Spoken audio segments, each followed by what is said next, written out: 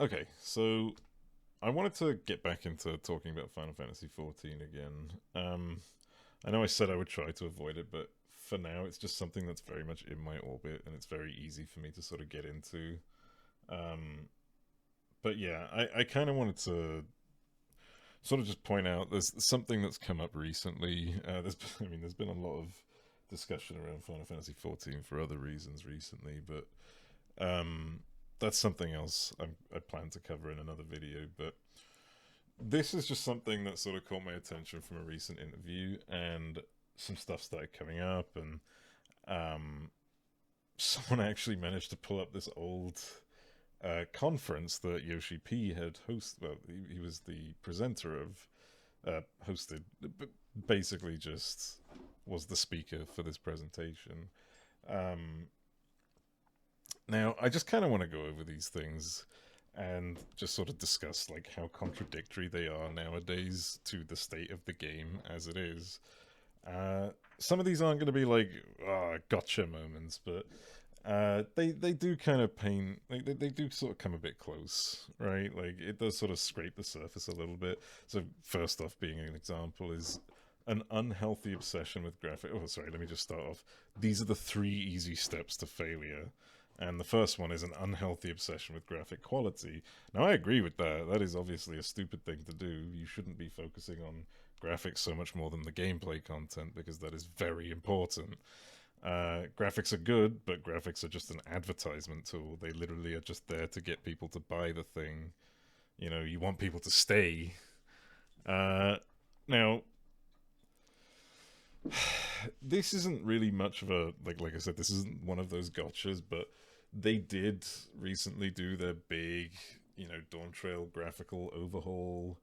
And I think the reason why I'm sort of connecting that to the first bullet point is more the fact that everyone is excusing the current state of, well, I say everyone, a lot of people have excused the current state of Dawn Trail on release, especially being so lacking as a result of the graphical overhaul and stuff like that. And if true, then the first point does kind of it is kind of valid. Then that was an unhealthy choice, not an obsession, but it was an unhealthy choice because if true, that means they decided to sacrifice, like quality gameplay development time to improve the graphics. Now, I don't think that's entirely going to be the case, and I don't think they would have sacrificed that much. I imagine it would have affected the scenario folks, but gameplay, I don't see how that could have done much besides animation. Um, Anyways, that's really just it for that one. I mean, there are the odd.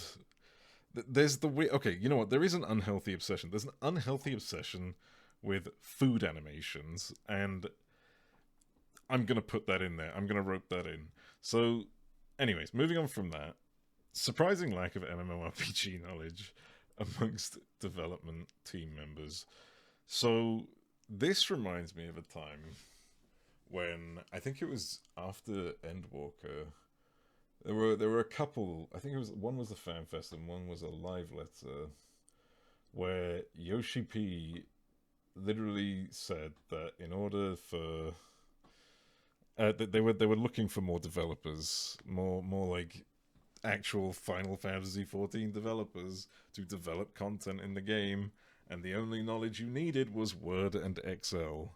Now, he could have just been joking, but with the current state of things having like so lacking, like with everything being so formulaic and nothing veering from any like nothing trying to separate from the current norm for the last, God, I think it's been like 4 or 5 years now.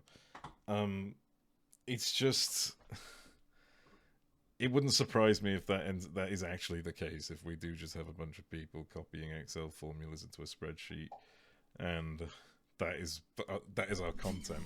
Now, sure, that's not a lack of MMORPG knowledge, but it is just a lack of knowing how to make a game in the first place, right? And I feel like that's something that's been lost within their development team. Like they don't really know what they're doing. They don't really know how to give this game an identity anymore. Right now, the only identity it has is the immense amount of cutscenes and writing that was fine when there was a decent story. Don't get me wrong, like there was this amount even back then, but times are changing. You know, the big story is over. Maybe focus on something else, right? Like actually making an MMORPG. But anyways, this isn't for that. The mindset that the solution to every problem could be patched in a future update.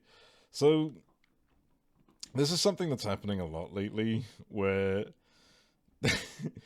I don't even. I mean, they've been doing this for a while, but it feels like it's becoming a lot more common and a lot more like the quantity has just sort of grown in problems. But they constantly release patches with known issues, and some of them are pretty bad, right? Like some of them are things like I think the most recent one was the one that I can think of anyways most recently was there was a piece of gear in a raid, in the recent raid that dropped. I can't even remember the name of it because I've only run it once, but it was a melee piece of gear, so for melees only, that one of its primary stats was spell speed, and that was a bug, and I'm sure they fixed it by now, I'm pretty sure. But it's just the idea that like the solution to every problem could be the mindset that this is a step to failure, that a solution to every problem could be patched in a future update, is just that, okay, so this is where we're at now. We are doing this. This is who the team are, right? This is where we are now, right?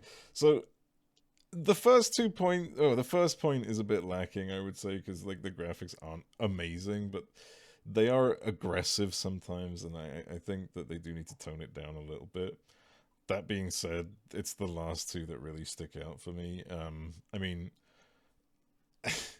when are we fixing the buff cap issue?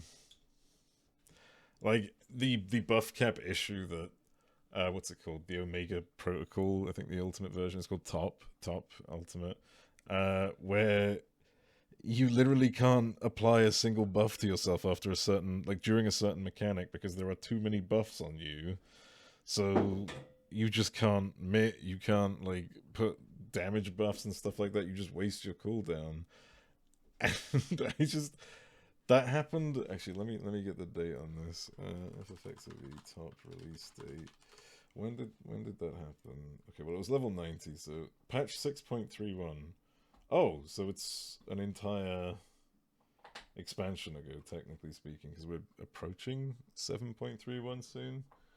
Okay, let me just look up patch 6.31 release date.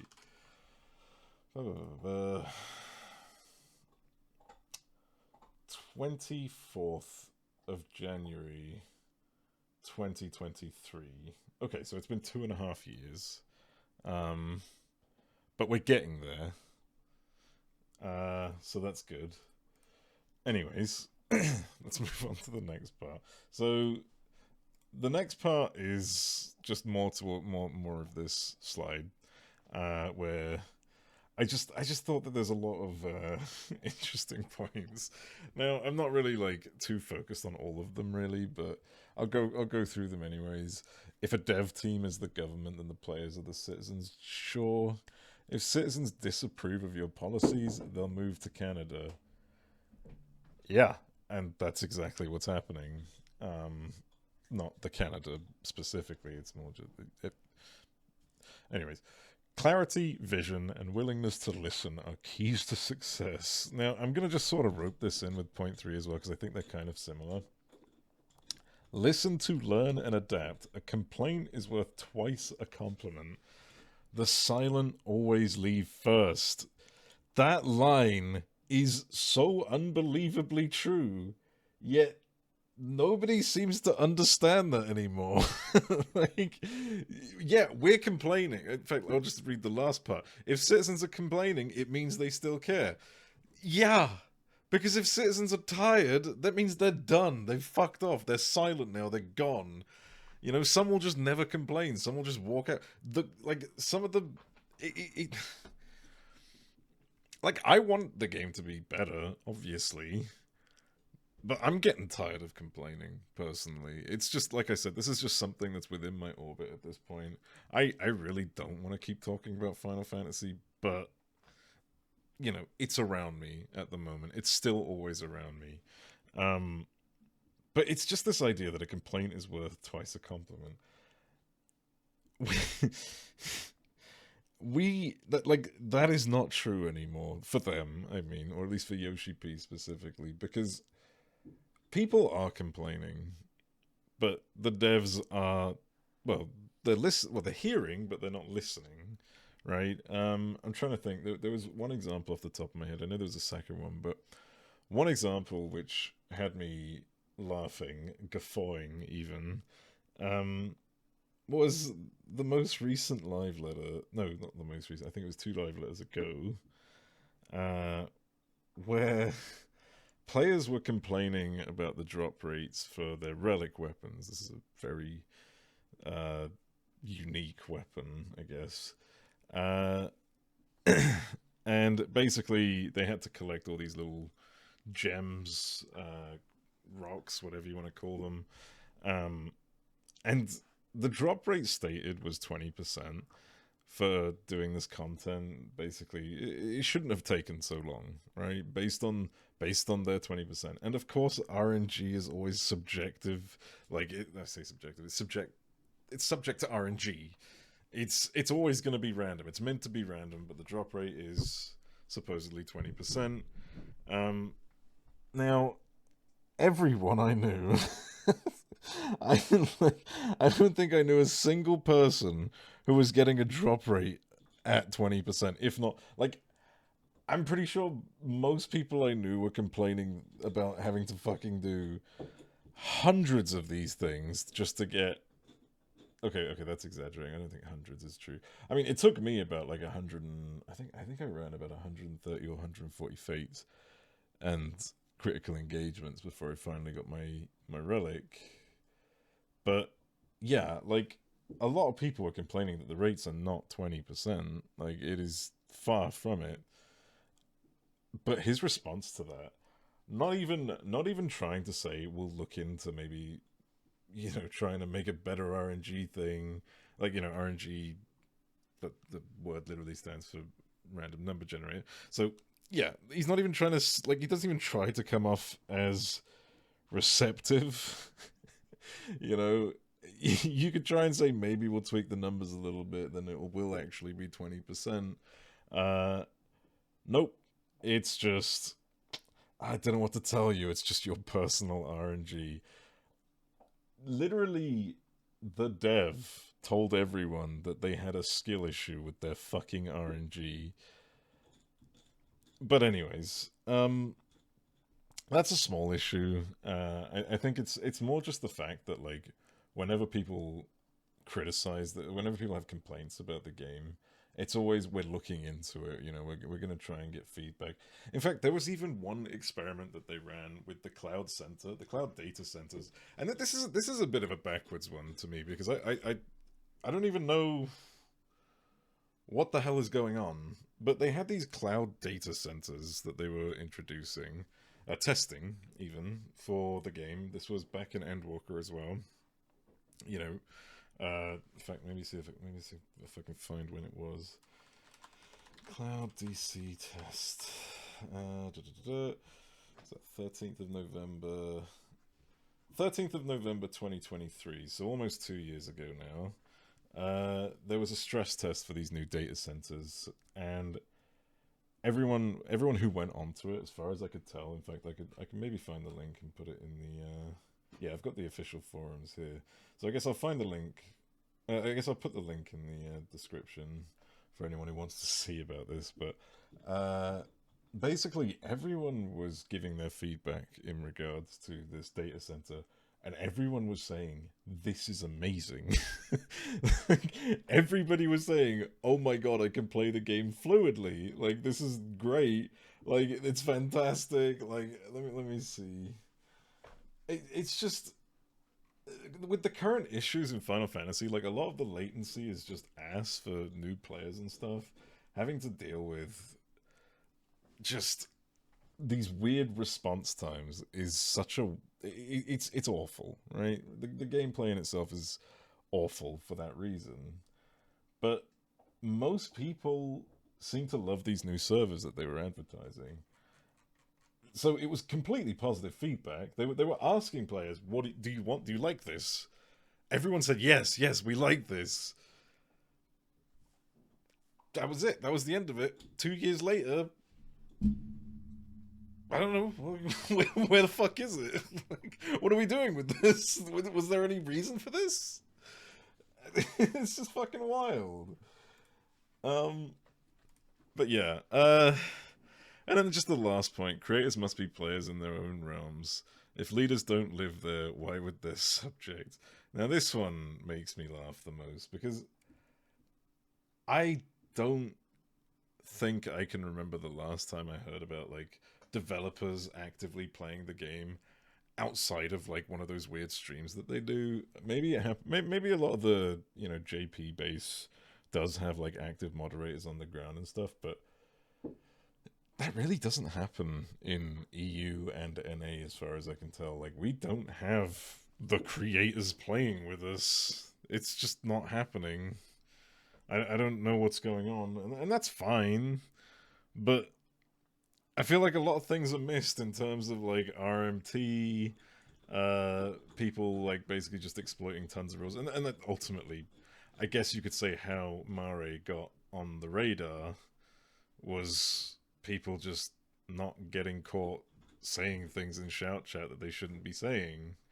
Um, Nobody was really watching, so it just kind of grew. The mold spread, you know. Uh, but it always makes me laugh because it reminds me of a time when I was playing old school RuneScape, and this wasn't a long time ago, mind you. This was, God, I want to say it was maybe 2 years ago or something. I started a new character and I was doing. I'll keep it vague, but I will just say the name of the quest. It was Hero's Quest, right? This Hero's Quest has a co-op section, right, that requires someone of a different faction that you've previously joined to come and help you with the quest.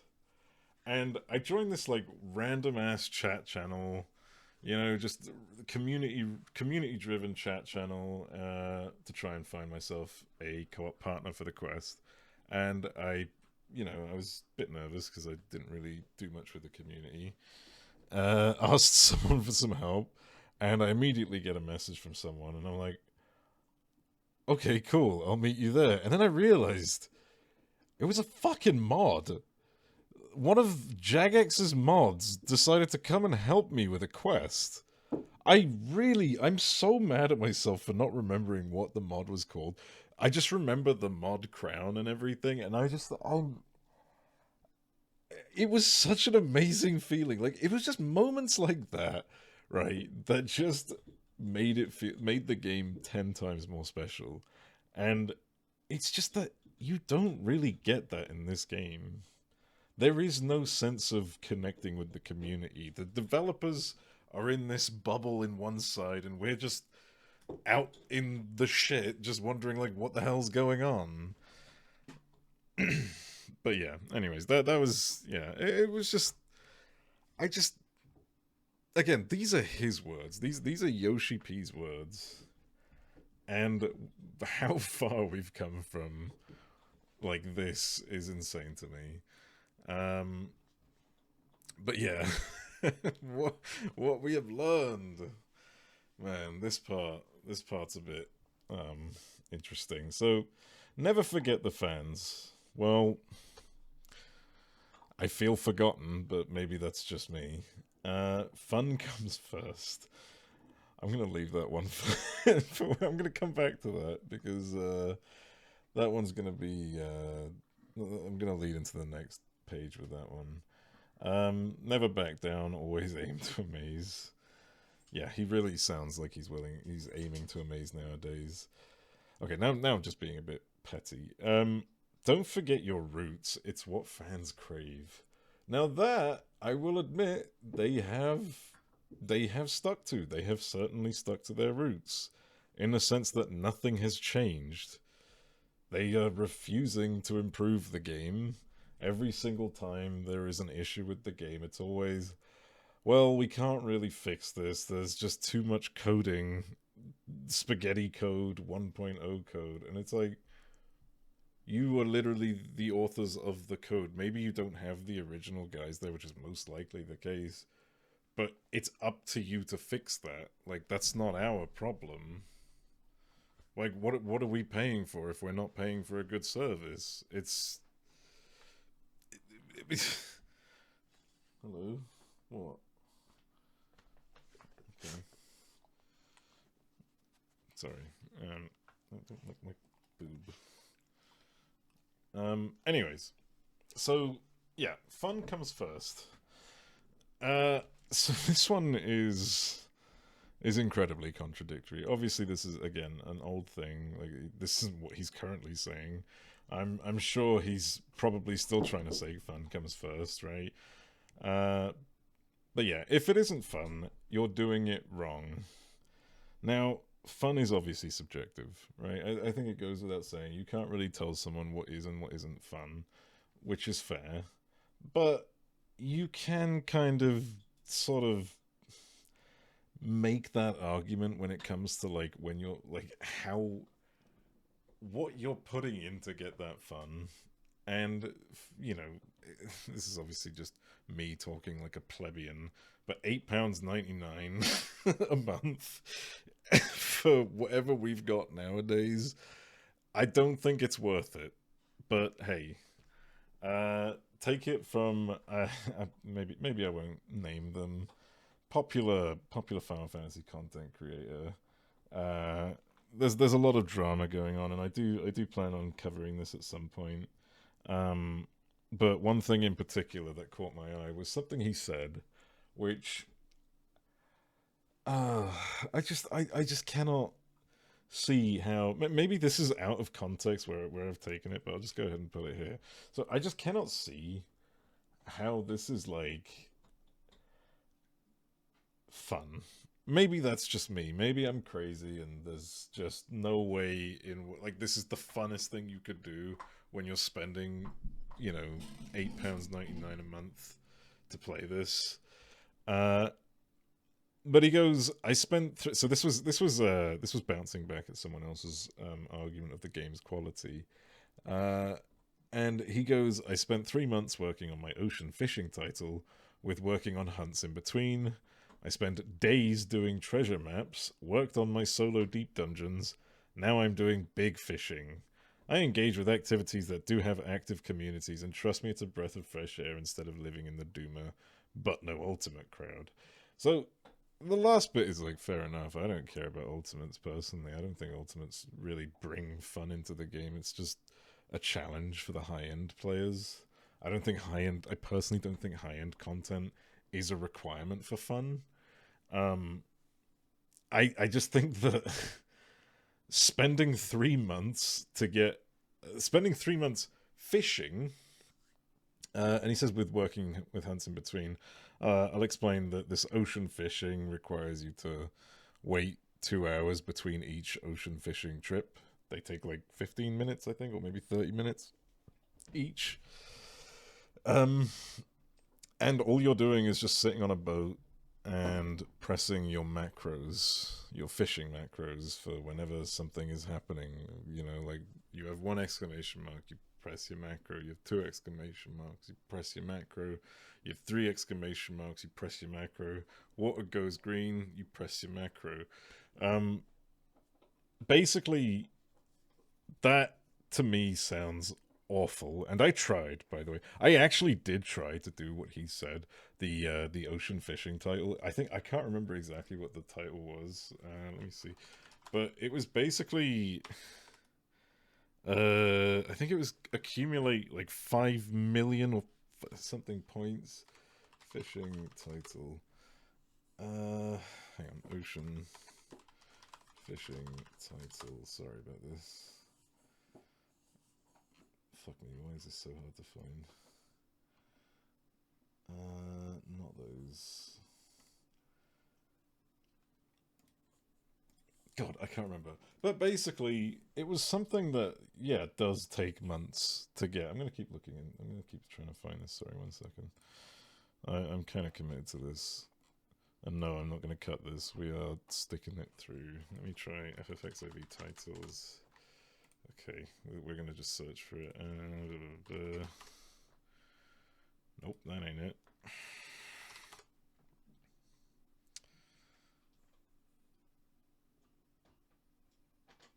Oh, fuck it. Okay, whatever. Anyways, it's a lot of points required for fishing. And yeah, the idea to me that spending 3 months working on something like that is insane. Like, it's actual fucking insanity. There is nothing sane about doing that. That is crazy. You are paying to do this. Like, I can understand that some people do like those really big grinds, and that's fair enough. You know, like, I play RuneScape, and old school RuneScape, and I fucking love it, right? But old school RuneScape doesn't demand my full attention to play it. It doesn't demand my PC's, like, performance to play it.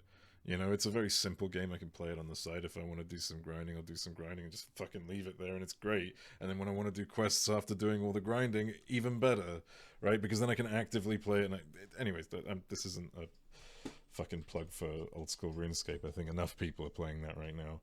But the point is that I just don't see how this was the argument. This was like the point that was made to defend the game's fun. And obviously there's treasure maps and solo deep dungeons. I'll cover that. I'm not going to ignore that and just fucking, berate this. Treasure maps, I guess, can be fun, but they get very repetitive and monotonous. There's no real reward behind them besides the, one drop chart, like the one rare drop that you get that you can sell on a market board. That's about it, right? Like, it's just there as a gimmick. And I'm not against the idea of having like rare items dropping. It's just that a lot of the items that drop are like do tend to be old items, like old content items, or just garbage that fills your inventory that you're never going to use. So yeah, it's a bit that one's a hard one to sort of argue. I'm not going to say that treasure maps isn't fun. It's not fun for me, but I can see some people enjoying it. And then working on solo deep dungeons, I used to enjoy deep dungeons. The last one rubbed me the wrong way. Um, but yeah, so it's just that the bar right now is so low that spending 3 months working on ocean fishing is like, I know I keep obsessing about this. There are some people who probably have no idea what the fuck I'm talking about, but it's it's insane to me. I'm gonna move on. I'm gonna move on. Right. So an article came out the other day, which is pretty much what sort of spurred this all on. This is unrelated to, sort of unrelated to, the actual slides or everything. Like, this is a different timeline entirely. We are back to the present, um, where you've got. So Yoshi P was at Gamescom in Germany, I think it was, and he was approached, and people got a few questions off in there, and they were asking about the difficulty of the content, what they plan on doing with future content in Final Fantasy XIV. And I'll just go ahead and read this out. So he says, when the second Fork Tower raid arrives, this is part of a side content thing. Very difficult to get into the Fork Tower, not by means of difficult, in terms of skill wise, just difficult because it's just the weirdest fucking system ever to get into a raid. Anyways, Yoshida says a similar system to Pilgrim's Traverse could be a possibility. Now, I'm assuming he's referring to the second Fork Tower. Don't know what they're doing with that. And adds, we are working on providing several difficulties of that content for players to enjoy. Moving forward, for content that we produce in Final Fantasy XIV, it could be that we incorporate a scheme where there is variable difficulty, or it could be that we prepare a selection of difficulties in advance, and the players can choose which difficulty they want to challenge. I'm behind that. I think that's a good idea. I genuinely like this. It reminds me. So I recently started Mythic raiding in WoW, and it reminds me a bit of like the Mythic difficulties, the Mythic Plus difficulties that, you know. Did I say raiding? Sorry, dungeons. I haven't done fucking Mythic raids. I'm not that crazy. Um, but it reminds me of the Mythic Keystone variables that can be included in the dungeons, and I thought that was pretty cool. Um, and then it also kind of reminds me in a way of games like Hades, for example, where you've got the difficulty modifiers, and the more you boost it, the more rewards you get and stuff. Like, yeah, I think it's a cool idea. I don't, I'm not personally against it, but my problem is that this is the following paragraph.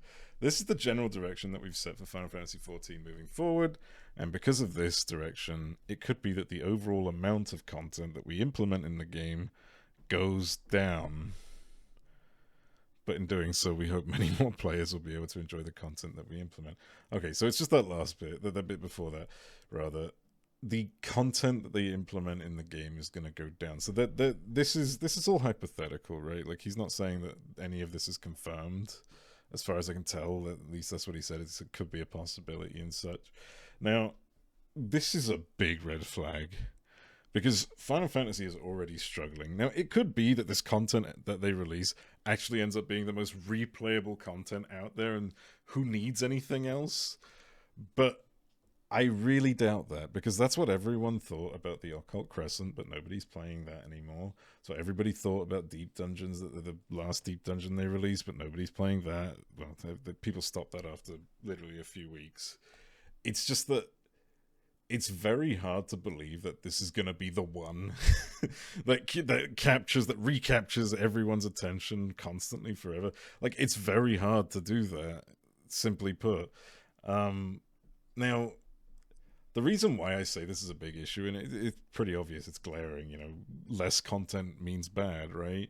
But it's not just it's more that, like, there's a precedent that's sort of followed for the last few years where, oh, sorry, not a precedent that's been followed, rather a decline in the content being delivered and how quickly it's getting delivered.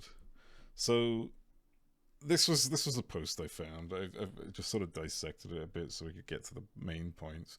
But this was someone pointing out that patch 6.31, Jesus, I said that weirdly, was 2 weeks after 6.3, but will 7.31 come next week? Like, that, basically asking, 7.3 came out. I probably should have got this one up. Patch 7.3 came out on the 5th of August, right? And usually how point one updates would come out was X.X1 updates would normally come out a week later, 2 weeks later, right? But we are now at a point where the point one updates, X.X1 updates, are coming out about a month after release. In fact, let me see if I can find what people have been saying.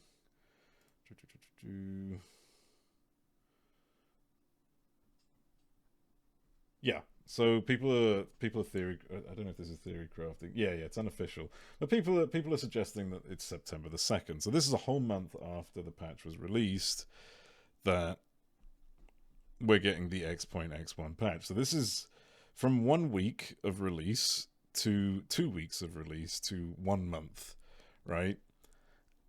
And that's the part regarding Shadowbringers is just that there was a big delay between some of the patches, but due to COVID, which was a rough time, but was still surprisingly fun. The Shadowbringers, not COVID. Anyways, someone points out this was just the nail in the coffin for me. This one comment that I read. Back in the day, a month would have been .x5. So, again, for those who aren't aware, .x5 patches Well, the patch cycle in general was about 3 months. It was about 3 months, and you would have the .x5 patches in between that 3 month period, so it would come out in a month and a half, so a month and 2 weeks, right? When you think about the numbers, it's 6 weeks. Now it takes about 2 months. In fact, it does take 2 months. The next one is scheduled for October the 7th. No, it's not scheduled. That's theory crafted for October the 7th.